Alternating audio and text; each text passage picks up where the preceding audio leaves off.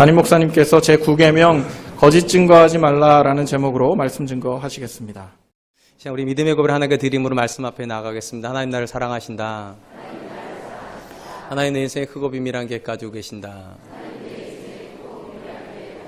하나님 오늘도 나와 동행하셔서 그 계획 이루어 주신다. 아멘. 그렇게 될 줄로 믿습니다. 아멘. 하나님께서 사람을 창조하실 때 그 근간으로 삼으셨던 하나님의 형상은 참으로 많은 뜻을 함축하고 있습니다. 많은 경우는 하나님의 형상은 사랑과 공의라는 하나님의 혁성을 나타내기도 하고 하나님의 존재 방식인 삼위일체를 나타내기도 합니다. 또 하나님의 대리자로서의 권위를 나타내는 표현이기도 합니다. 그리고 하나님의 형상이라고 할 때 이 형상이 포함하고 있는 가장 중요한 개념 중에 하나는 소통일 것입니다. 우리가 복음서에서 예수님을 통하여 확인하고 있는 것은 예수님은 끊임없이 하나님과 소통하고 계시다는 것입니다. 그분이 하나님이심에도 불구하고 중요한 결정, 어려운 결정을 내릴 때면 어김없이 기도하심으로 성부 하나님과 소통하고 계십니다.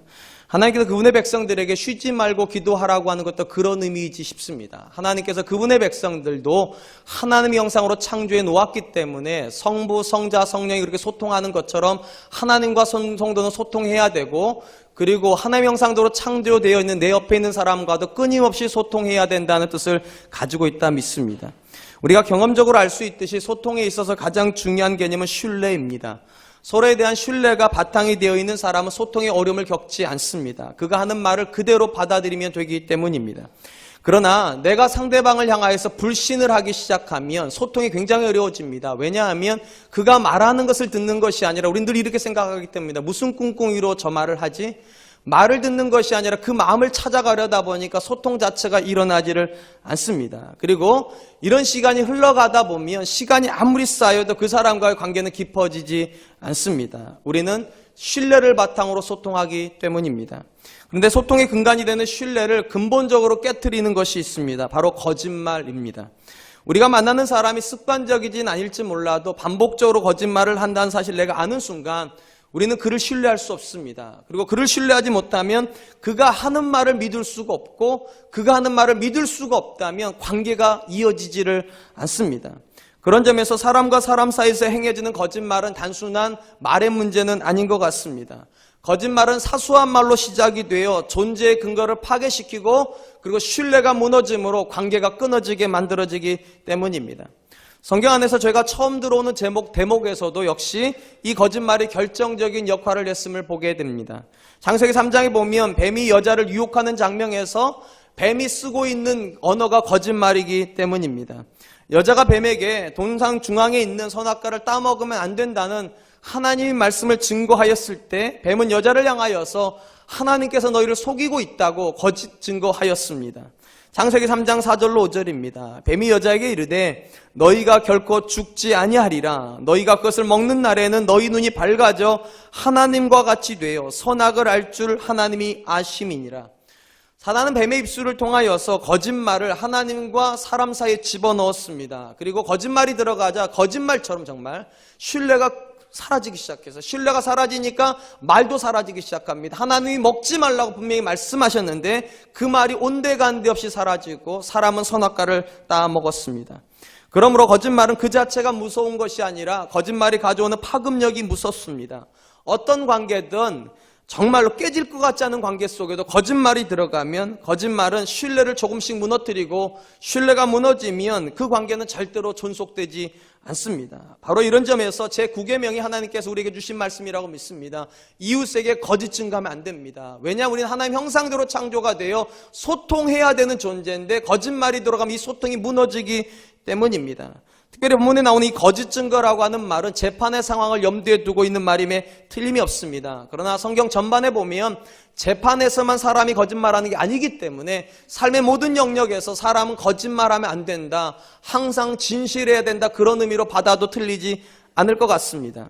그렇다면 여러분, 우리가 거짓말의 유혹으로부터 우리 자신을 지키려면 어떻게 해야 되겠습니까? 크게 세 가지를 우리 마음 가운데 새겨야 된다고 생각을 합니다. 첫째, 거짓말은 단순한 말의 문제가 아니라 존재의 문제임을 인식해야 됩니다.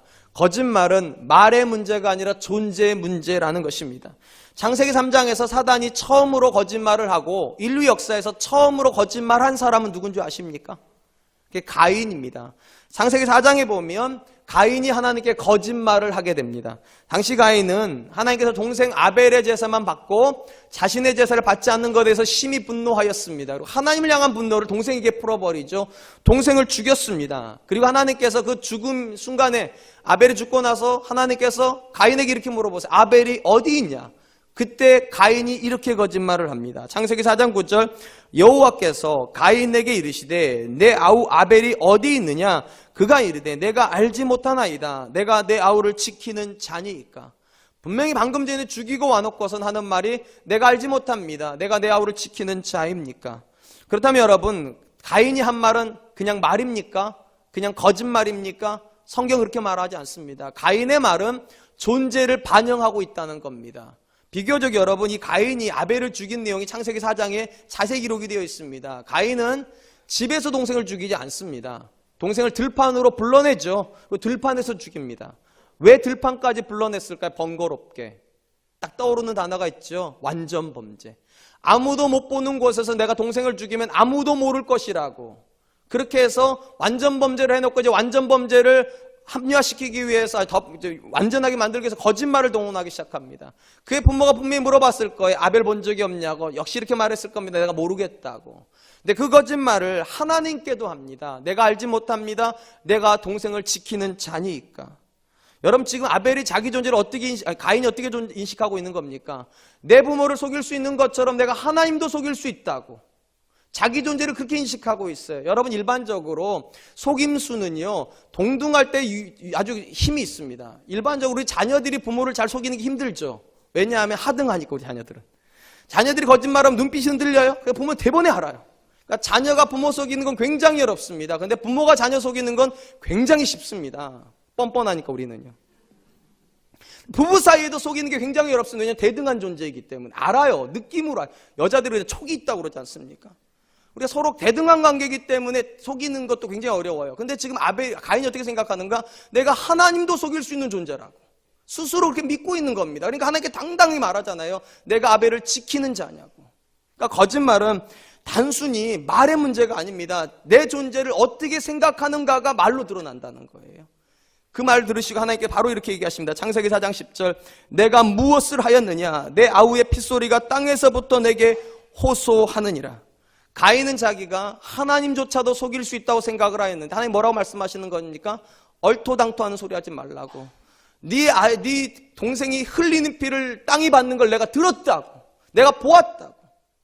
가인은 완전 범죄, 아무도 못 보는 곳 들판에 가서 동생을 죽였기 때문에 심지어 하나님도 못 봤다고 생각하는 겁니다. 그러니까 거짓말을 하는 거예요. 사랑하는 성도 여러분, 여러분이 의식하든 의식 안 하든 간에 여러분이 거짓말하는 순간 여러분은 스스로 이렇게 생각하는 겁니다. 내가 하나님도 속일 수 있다고. 거짓말은 그래서 무서운 겁니다. 존재를 사라지게 만드는 힘이에요. 하나님이 존재하시는데 존재하는 하나님을 내가 무시할 수 있는 행동이 거짓말이기 때문입니다. 이사야서에 보면 하나님께서 선지자 이사야를 통하여서 이스라엘을 책망하는 장면이 나옵니다. 그리고 책망의 이유가 성경에 이렇게 기록이 되어 있어요. 이사야서 57장 11절 내가 누구를 두려워하며 누구로 말미암아 놀랍기에 거짓말을 하며 나를 생각지 아니하며, 중요한 말입니다. 하나님을 생각지 아니하며 이를 마음에 두지 아니하였느냐? 내가 나를 경외하지 아니하면 내가 오랫동안 잠잠했기 때문이 아니냐? 하나님께서 지금 이스라엘에게 책망하시는 이유가 무엇입니까? 그들이 거짓말하는 이유가 뭐라는 거예요? 하나님의 존재를 잊어버렸다는 거예요. 심지어 자기 자신이 하나님조차도 지을 수 있는 존재라고 생각을 하니까 두려움을 안 느낀다는 거예요. 그래서 거짓말을 했다는 것입니다. 이러보건대 성경이 말하는 거짓말은 사람이 단순히 어떤 상황을 회피하기 위해서 즉각적으로 만들어내는 임시 방편이 아니라 그의 인생에 하나님이 계시지 않는다는 산 증거라는 것입니다.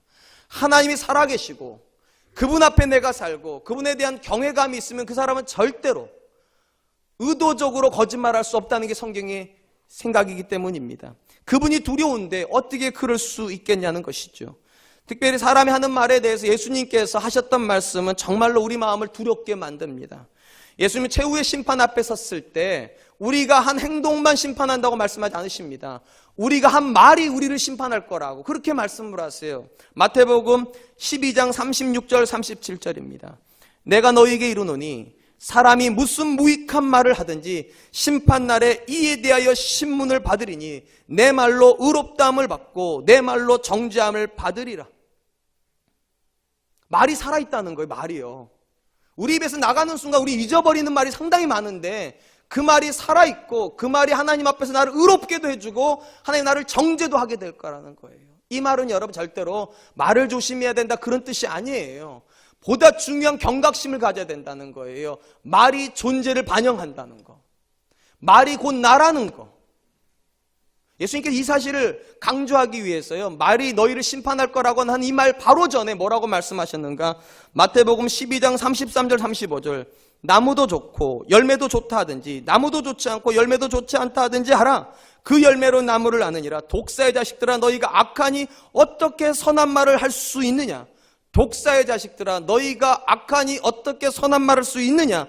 이는 마음에 가득한 것을 입으로 말함이니라. 선한 사람은 그 쌓은 선에서 선한 것을 내고 악한 사람은 그 쌓은 악에서 악을 내느니라. 예수님 뭐라고 말씀하십니까? 그냥 나오는 게 아니라는 거죠. 내 존재가 나오는 거라는 거예요. 내 안에 가득가득한 존재가 말이 되어서 증거되어지는 것이지 말과 내 존재가 분리되지 않는다는 것입니다. 여러분 아무리 내가 선한 생각을 하고 싶고 내가 아무리 선한 말을 하고 싶어도 우리의 존재가 바뀌지 않으면 선한 생각 안 나오고 선한 말 안 나온다는 거예요. 물론 잠시 의식적으로 좋은 생각할 수 있습니다. 의도적으로 나를 좋게 포장하기 위해서 좋은 말 할 수 있어요. 근데 그건 의도인 거예요.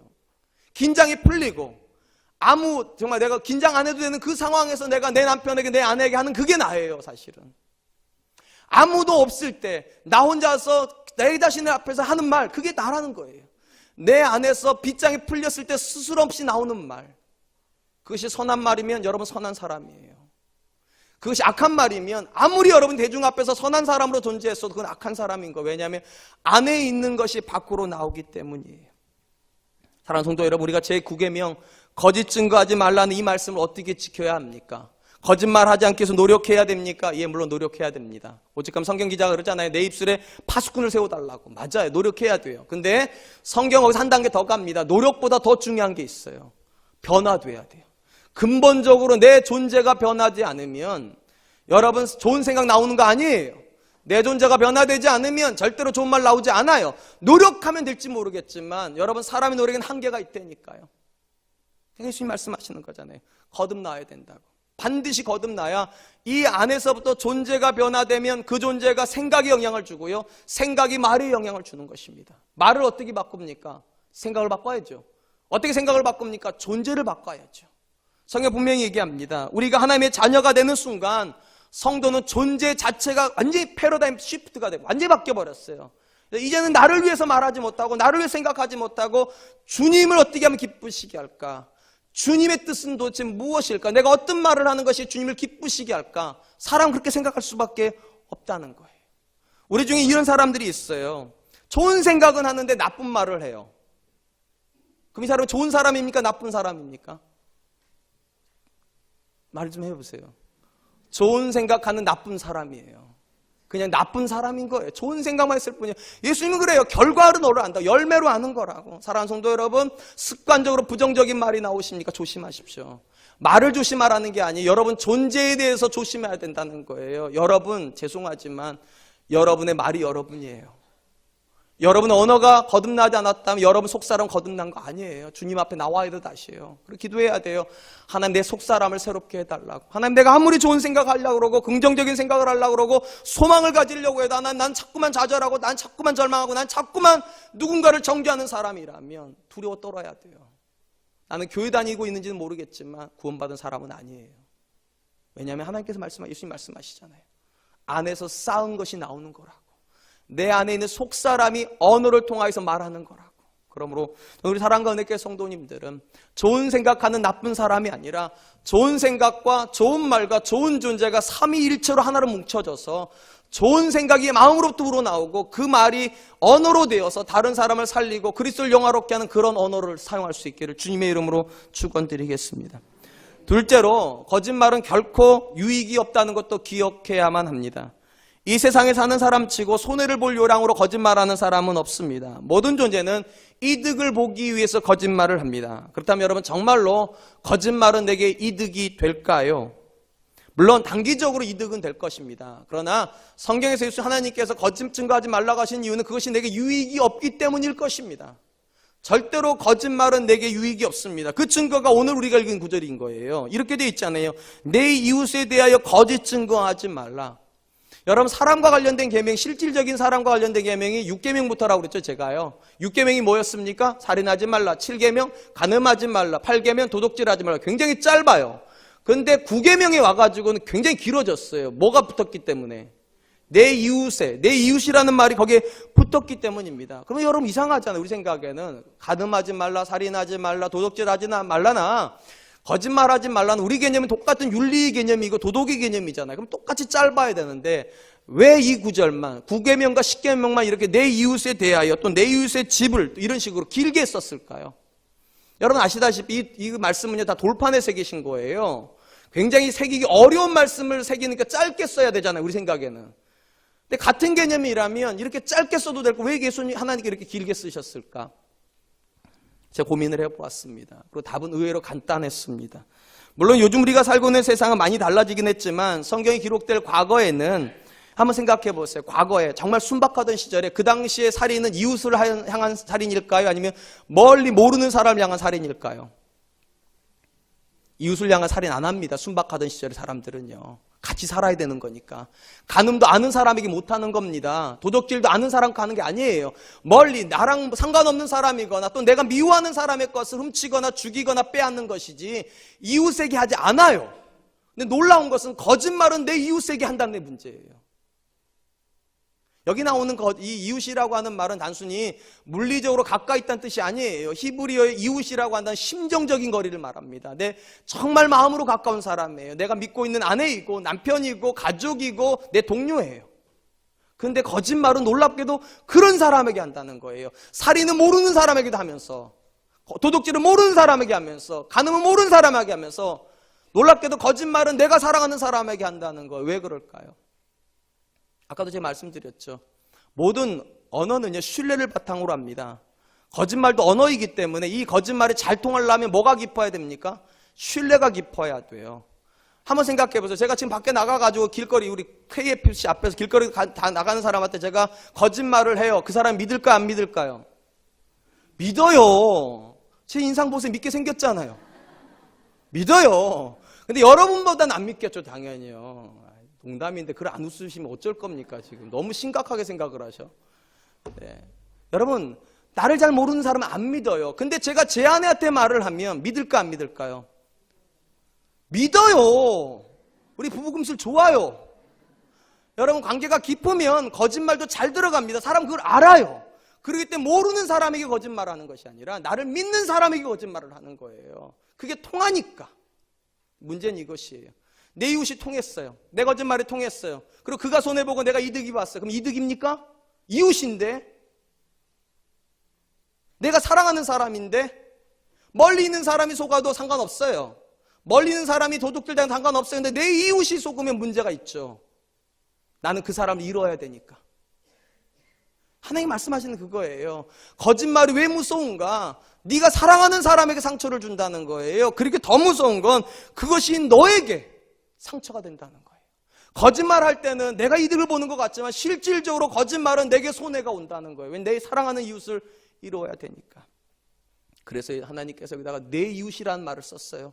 그리고 이것이 신약으로 그대로 넘어오면 바울이 에베소 교회에다가 편지하는 말 속에 거짓말이 가지는 치명적인 비수가 이렇게 기록이 되어 있습니다. 에베소서 4장 25절 그런즉 거짓을 버리고 각각 그 이웃과 더불어 참된 것을 말하라. 이는 우리가 서로 지체가 됨이니라. 왜 거짓말할 수 없습니까? 거짓말에서 내가 이득을 보는 줄 알았는데 내가 내 발등을 찍는 일이라는 거예요.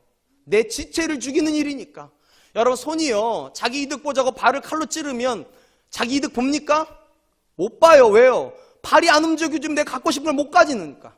그게 지체예요. 손은 당장 편할 수 있다니까요. 근데 지체는 그 지체가 아프면 내가 아픈 거예요. 하나님께 말씀하시는 게 그거예요. 내 이웃에게 거짓 증거를 하면 그것이 너에게 절대로 유익이 없다고. 왜냐하면 그는 너가 사랑하는 이웃이라고. 더 큰 문제를 말씀드릴까요? 사람과 사람 사이에서 거짓말이 오고 갈 때는 누군가가 이득이 보고 누군가가 손해본다고 생각하지만 아니에요. 사실은 둘 다 손해본 거예요. 왜냐하면 누가 이득을 받기 때문에? 사탄이 유익을 받기 때문에요. 그러니까 거짓말은 영적인 거예요. 물질적인 게 아니라 거짓말은 영적인 거예요. 왜냐하면 거짓말이 나오는 통로가 마귀이기 때문입니다. 예수님이 이렇게 말씀하세요. 요한복음 8장 44절. 너희는 너희 아비 마귀에게서 났으니 너희 아비의 욕심대로 너희도 행하고자 하느니라. 그는 처음부터 살인자요 진리가 그 속에 있지 아니하며 진리에 서지 못하고 거짓을 말할 때마다 제 것으로 말하니. 중요한 말이 나옵니다. 이는 그가 거짓말쟁이요 거짓의 아비가 되었음이니라. 거짓의 아비가 되었습니다. 그러니까 나는 거짓말을 그냥 내가 한다고 생각을 해. 내가요. 근데 여러분 그 거짓말은 내 거가 아니에요. 누구 겁니까? 마귀 거래요. 마귀 거. 마귀는 끊임없이 욕심을 채우라고 말한다는 거. 욕심 가지라고. 너 괜찮아. 그거 가져도 된다고. 그리고 그 욕심을 이루기 위해서 거짓말 좀 해도 된다고. 그럼 네가 이득만 보면 된다고. 이득은 본 것 같아요. 내가 거짓말을 통해서. 근데 내가 이득 보지 않았어요. 왜냐하면 마귀가 이득을 받기 때문에. 여러분 마귀가 이득을 보면 내게 이득이 되겠습니까? 여러분 하나님이 유익을 받으시면 내게 유익이 됩니다. 왜냐하면 그 하나님 나를 사랑하시니까. 근데 마귀는 여러분 사랑하지 않습니다. 마귀는 우리를 파괴하려고 하지 우리 사랑하지 않아요. 그러니까 마귀가 유익을 얻으면 우리가 파괴가 되지 절대로 유익을 못 얻습니다. 흥분해서 죄송합니다. 왜냐하면 거짓말은 영적인 문제예요. 영적인 거예요. 이게 단순히 언어의 문제가 아니라 내 걸 내뱉는 게 아니라 내 안에 있는 속사람의 것이 나오는 거라잖아요. 속사람은 영이에요.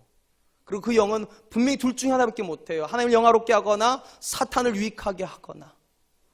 제가 이 설교를 준비하면서 과거 읽었던 책 중에 나는 정직한 자의 형통을 믿는다라는 책을 다시 한번 읽었습니다. 그 부분에 특별히 김천에서 설렁탕을 경영하시는 분에 대한 이야기를 다시 한번 여러분께 소개하려고 합니다. 이분들이 놀라운 것은 매주일 김천에서 자녀 3명을 데리고 서울로 다른 어떤 목적도 없이 예배 드리러 오시는 분들입니다. 질문 하나 드릴게요. 대전에서 오신 분, 우리 교회. 전라도 광주에서 오신 분. 너무 먼가요? 그럼 천안에서 오신 분. 용인에서 오신 분. 용인에 좀 계시네요. 고맙습니다. 체면치레가 좀 되네요. 이분들이 김천에서 오십니다. 딱 하나의 목적으로 그 교회에서 예배 드리려고. 목사님께서 이 교회 담임 목사님 성함을 말씀드릴게요. 김동호 목사님이십니다. 김동호 목사님께서 그 성도가 김천에서 온다는 얘기를 들으시고 이분이 이제 김천에 집회가 잡히셨어요. 아마 설교 시간에 얘기를 하신 것 같습니다. 했더니 그 성도가 와가지고 목사님 김천 오신 김에 꼭 우리 집 설렁탕 한번 드시러 오세요 그랬대요. 목사님께서 그 설렁탕집을 방문하기로 약속을 하셨답니다. 이유는 딱 하나예요. 그 성도님을 설득하려고. 너무 멀리서 오지 마시라고. 위험하니까 가까운 좋은 교회 소개할 때니까 그 교회 다니시라고. 그 얘기 할 요량으로 그 집을 방문하겠다고 그랬답니다. 근데 그 집에 가는 순간 마음이 싹 사라져 버렸대. 그 마음이요.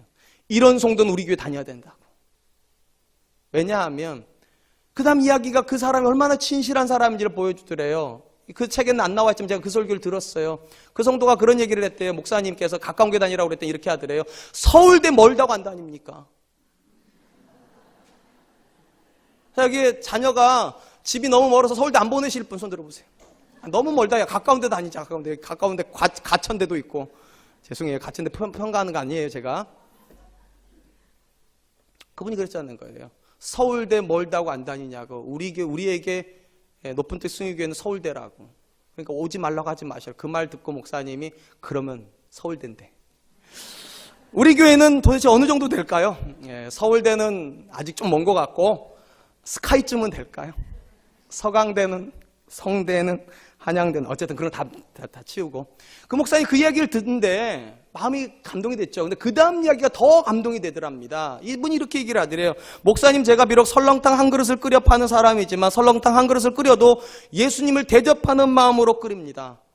그러니까 내 식당에 오는 고객에게 드릴 그걸 끓이는 게 아니라 내 주님께 드릴 설렁탕을 끓인다는 거. 언제 주님이 오실지 모르니까 주님께 드릴 설렁탕을 끓인다고. 그리고 그 다음 이야기가 목사님이 정말 감동이 되는 이야기로 이어지더랍니다. 이분들은 예수님께 드릴 설렁탕이니까 항상 최고의 재료만 쓰신대. 양심껏 최고의 재료만 쓰는데 어느 날 뼈를 아무리 끓여도 그들이 원하는 한 색깔이 안 나오더라는 거예요. 자꾸 노란 국물이 나오더라는 거예요. 그래서 뼈를 공급하는 분들에게 전화를 했답니다. 이상하다고, 오늘 이번 뼈가 좀 이상하다, 자꾸 노란물이 나온다고. 그랬더니 그분이 잠깐만 기다려보라고 하더니 전표를 확인해 보더니 이렇게 얘기를 하더랍니다. 죄송하다고, 뼈가 바뀌었다고.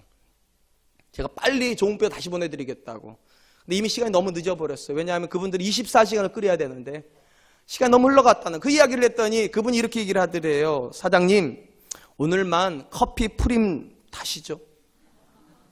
아마 그 당시에 노란 물을 만드는데 이 커피 프림이 굉장히 유용하게 쓰였나 봅니다. 근데 그분이 그 이야기를 듣고 김천의 그 집사님 네 분께서 어떻게 하셨는가? 프림 탔겠죠? 그럼 여기 안 나오죠. 바로 다 쏟아버렸답니다. 그리고 집 앞에다가 이렇게 써붙였답니다. 오늘은 설렁탕 재료가 좋지 않아 장사 못합니다. 오늘은 설렁탕 재료가 좋지 않아 장사 못합니다. 그날 하루 땡 치셨으니까 엄청나게 손해보신 거 맞죠? 맞아요. 진리편에 서면 손해보는 건 맞습니다. 근데 놀라운 건 거짓말로 얻는 수익보다 더 많은 수익을 얻었다는 겁니다. 소문이 나기 시작해서 입소문이요. 좋은 재료 쓴다고. 그 소문 누가 냈을까요? 거기 답이 안 나오죠. 네, 아주 쉬워요. 뼈 파는 사람이요. 뼈 파는 사람. 안 그러겠습니까? 그 사실을 아는 사람이 그렇게 많지 않은데 뼈 파는 사람이 주변 사람들이 말했겠죠. 그 집은 진짜라고. 가장 좋은 뼈로 가장 좋은 재료를 쓴다고. 그러면서 김천에서 가장 소문난 설렁탕집이 되었답니다. 뭐 이득 보자고 진실하자는 얘기는 아니에요. 여러분, 그분이 왜 장사를 못했습니까? 그날. 분명히 다른 집은 프림 넣어서 장사할 수 있는데 왜 그분이 장사 못했냐고요? 정체성 때문에요. 예수님께 드리는 설렁탕을 끓인다는 자기만의 이 정체성을 포기할 수 없으니까. 예수님을 영화롭게 하는 삶을 살아야 되겠다. 이 정체성을 포기할 수 없으니까. 내가 하루 속이면 하루 속이는으로 끝나는 것이 아니라 자기 정체성이 없어져 버리는 거니까 주님을 영화롭게 하는 게 아니라 사단을 영화롭게 하는 거라면 그런 일 안 하겠다고. 이 자리에 식당 하시는 분이 계십니까? 여러분들 식당에도 분명히 간판 하나 붙여 계시죠? 표구 하나 돼 있지 않습니까? 여기 들어온 자에게 평안을. 내 시작은 미약하여서 내 나중은 심히 창대하리라. 복 있는 사람은 딱 이렇게 써져 있지 않습니까? 솔직하게 한번 대답해 보세요. 그 표구가 여러분의 사업에 어떤 영향을 줍니까? 정말 그것이 여러분의 정체성입니까? 나도 주님께 대접하는 마음으로 밥을 만들고 계십니까?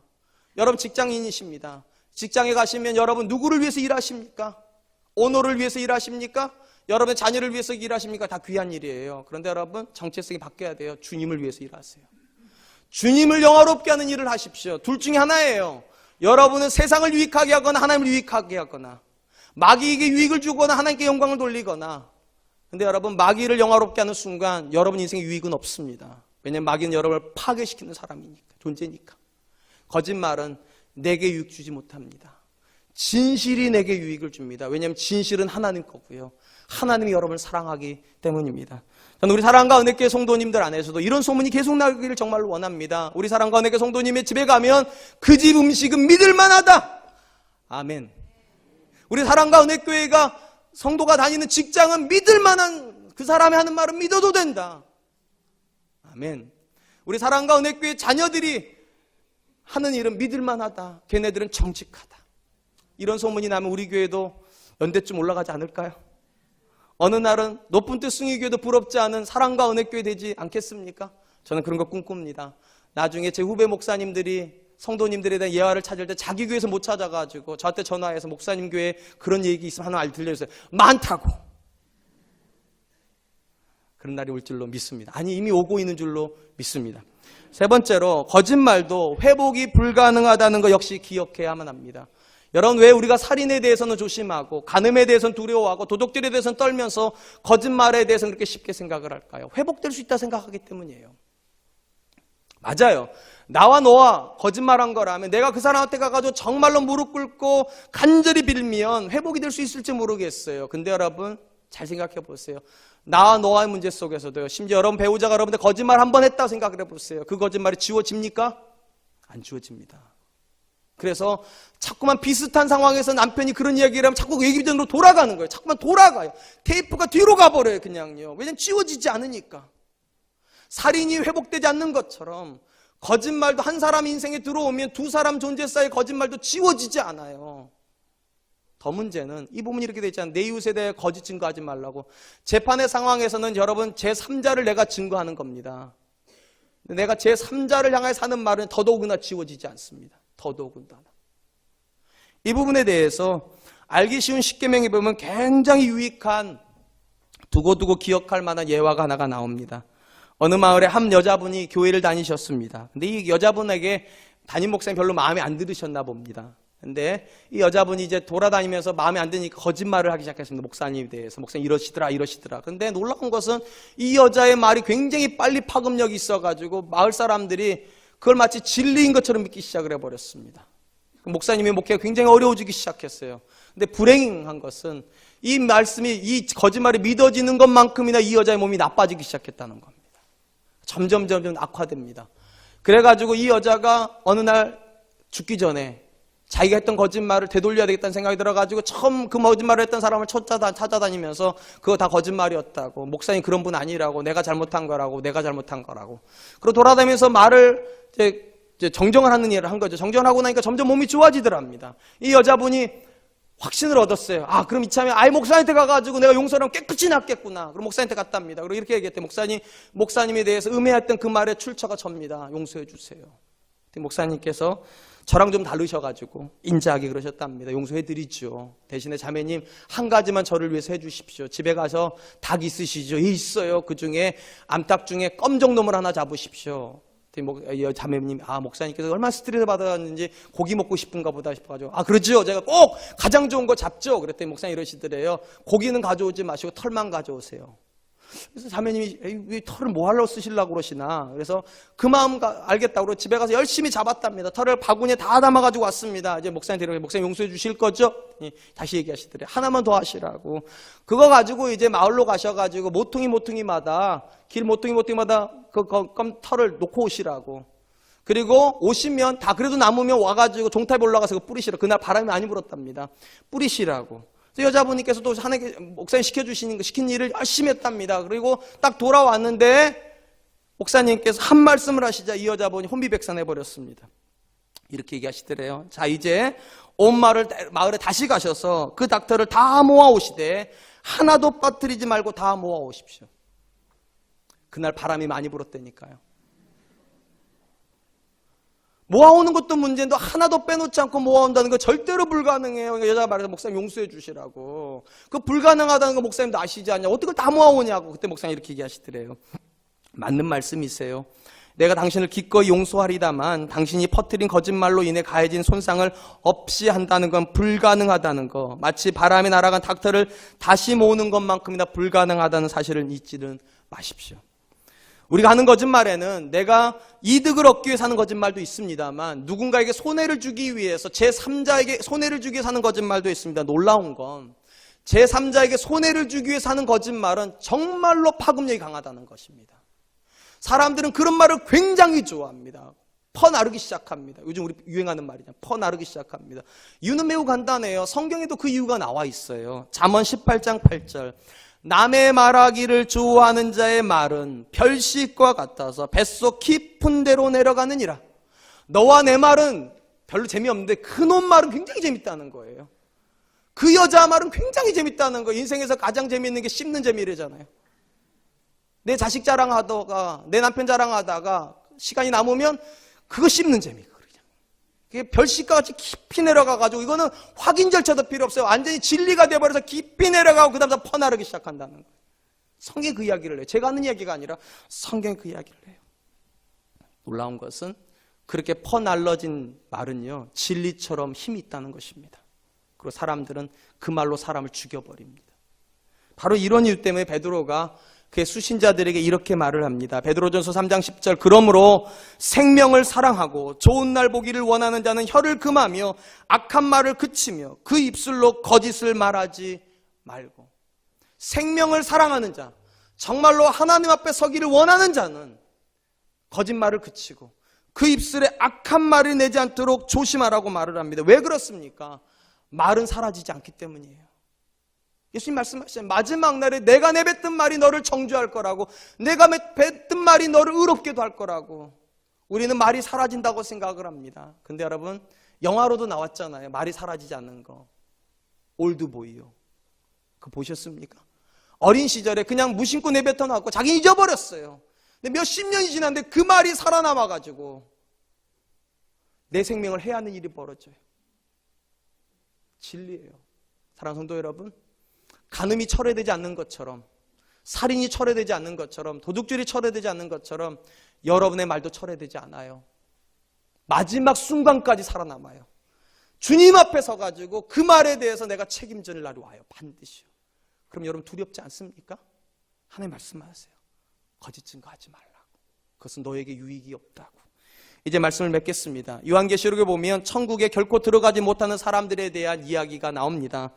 요한계시록 21장 27절, 무엇이든지 속된 것이나 가증한 일 또는 거짓말하는 자는 결코 그리로 들어가지 못하되 오직 어린 양의 생명책에 기록된 자들만 들어가리라. 여러분, 왜 이렇게 말을 할까요? 왜 거짓말하는 자는 글로 못 들어가는 걸까요? 사실 말이 문제가 아니에요. 거짓말이 존재를 반영하고 있기 때문이에요.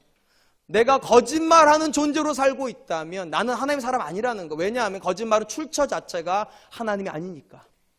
그리고 그 거짓말은 절대로 하나님을 유익하게 하지 못하니까 거기로 못 들어간다는 거예요. 더 큰 문제를 말씀드릴까요? 거짓말도 말로 하는 거죠. 전도도 말로 하는 것입니다. 여러분의 입술이 거짓말에 오염이 되면 그 입술은 절대로 전도 못합니다. 나를 속인 사람이 복음을 전해요. 내가 어저께 거짓말해서 미안해, 오늘 같이 교회 가자. 가실래요? 내가 어저께 너 뒤통수 서가지고 손해보게 했는데 미안해, 같은 마음으로 회개하는 마음으로 나랑 같은 교회 가자. 가실래요? 절대로 안 갑니다. 말은 그래서 무서운 겁니다. 진리를 담거나 거짓을 담거나 둘 중에 하나밖에 안 돼요. 저는 사랑과 은혜교회 성도님들의 입술은 진리의 도구가 되기를 원합니다.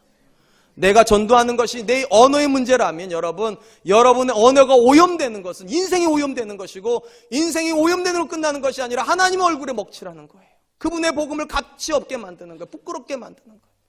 바라기는 전 저와 여러분들의 입술이 거룩한 도구로 쓰임받고 하나님의 영광을 위한 도구로 쓰임받을 수 있기를 축원드립니다. 여러분의 언어는 사람을 살리는 언어 되십시오. 여러분의 입술을 날마다 기도하십시오. 하나님, 내 파수꾼을 세워서 내 존재를 반영할 수 있는 거룩한 말만 하게 하여 주시옵소서. 이번 한 주간 그런 한 주간 되시기를 주님의 이름으로 축원드리겠습니다. 자, 우리 하나님께 찬양 드릴 텐데요, 우리 예배 전에 들렸던 찬양입니다. 정결한 마음 주시옵소서. 두 번째 가사가 이렇습니다. 정직한 영을 새롭게 하여 주십시오. 하나님, 내 안에 정직한 영을 주십시오. 아무리 손해가 날지라도 정직하게 해주십시오. 다른 사람을 해하는 말을 옮기지 않게 해주십시오. 다른 사람을 향한 거짓 증거하지 않게 해주십시오. 정직한 사람 되게 해주십시오. 우리 그 마음 담아서 이 찬양 하나님께 드리도록 하겠습니다.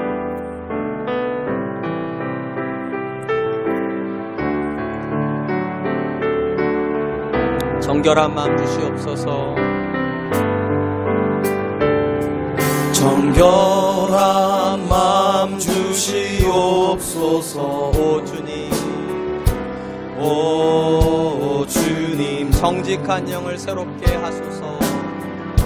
정직한 영을 새롭게 하소서. 다시 한번 합니다. 정결한 마음 주시옵소서. 정결한 마음 주시옵소서. 오 주님, 정직한 영을 새롭게 하소서. 정직한 영을 새롭게 하소서.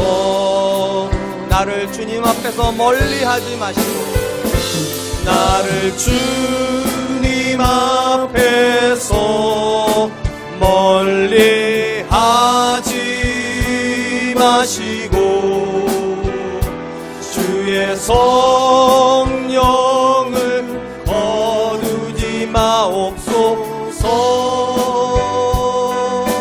그 구원의 기쁨, 그 구원의 기쁨 다시 회복시키시고, 변치 않는 마음 내 안에 주소서. 나를 주님 앞에서 멀리 하지 마시고, 나를 주님 앞에서 멀리 하지 마시고 주의 성령을 거두지 마옵소서.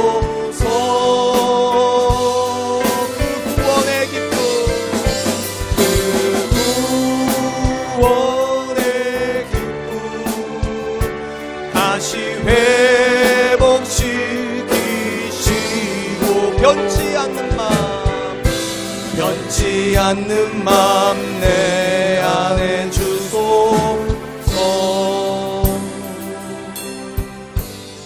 사랑하는 성도 여러분, 여러분의 언어는 여러분의 존재를 반영하고 있습니까? 여러분이 매주일마다 예배를 이렇게 들으시고 하나님의 말씀을 듣고 가시면 여러분의 언어는 그 은혜의 지배를 받습니까? 혹시 여러분은 언어는 그냥 언어일 뿐이라고, 그냥 말은 말일 뿐이라고 너무 쉽게 내뱉고 있지는 않습니까? 여러분 오늘 통하여서 여러분의 아내가, 남편이, 여러분 자녀가 상처받는 것에 대해서 그렇게 심각하게 생각하지 않지는 않습니까? 사랑하는 성도 여러분, 언어는 존재입니다.